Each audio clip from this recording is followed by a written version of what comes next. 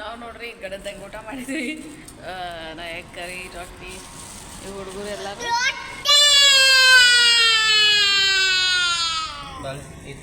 ಈಗ ನಾವೆಲ್ಲಿ ಎಲೆ ಅಡಿಕೆ ಎಷ್ಟು ತಿಂದ್ರೆ ಬೇಸರಾಗಲ್ಲ. ಇವನ್ ಒಂದು ಅಲ್ಲೂ ಹೋಗಿರ್ತಾ ತಿಂತಿದ್ದೆ.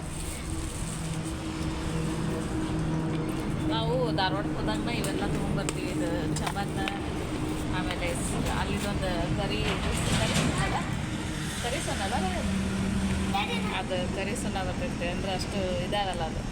ಆಮೇಲೆ ಈ ಹುಡುಗರಿಗೆ ಸ್ವೀಟ್ ಸುಪಾರಿ, ಆಮೇಲೆ ಇವು ರಾಶಿ ಅಡಿತಿರ್ತಾವಲ್ಲ ಇವಕ್ಕೆ ಏನಂತಾರೆ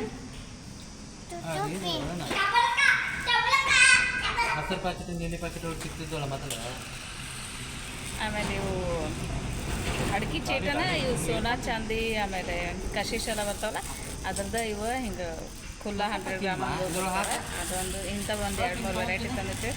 ಆಲ್ಮೋಸ್ಟ್ ಒಂದು 6 ಮಂತ್ಸ್ ಆಗುವಷ್ಟು ಇರ್ತಾವೆ ನಮ್ಮ ಕಡೆ.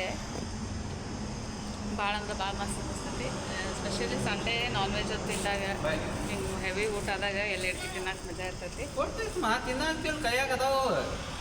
ಆಮೇಲೆ ಇದಕ್ಕೆ ಕಸ್ತೂರಿ, ಇದು ಕಸ್ತೂರಿ ಇರ್ತಲ್ಲ ಕಾಚ್ ಇವು ಕಾಂಚ ನಾ ಇಂಥವು ನೋಡಿದ್ದಿಲ್ಲ, ಇಲ್ಲೇ ನೋಡಿದ್ದು. ನಾವು ಸಣ್ಣರಿದ್ದೆ ನಾವು ಅಪ್ಪಾರ ಒಂಥರ ಸುಣ್ಣದ ಜೊತೆನೆ ಬ್ರೌನ್ ಇರ್ತಿತ್ತು ಅಂತ ತರೋದು ನೋಡಿದ್ವಿ. ಇವೇನೋ ಹಿಂಗೆ ಪೀಸ್ ಇರ್ತಾವಪ್ಪ, ಥರ ಪೀಸ್ ಇರ್ತಾವ. ಅದು ಇತ್ತು, ಅದೇನೋ ಮತ್ತು ಜಾಸ್ತಿ ಕಾಸ್ಟ್ಲಿ ಇತ್ತು, ಅದಕ್ಕೆ ನಾವು ತೊಗೊಳಕ್ಕೆ ಹೋಗಲಿಲ್ಲ.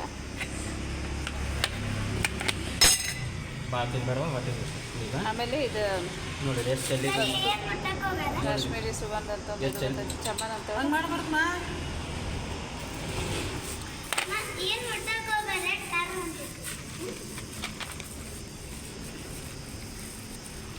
ಇದು ಒಂದು ಅಡಿಕೆ.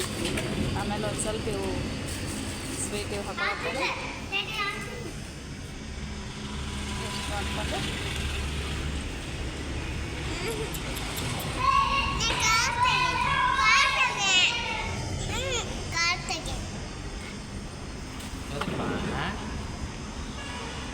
ಬರೀ ಹೋಗಂದ ಬೋರ್ಡ್ದಾಗ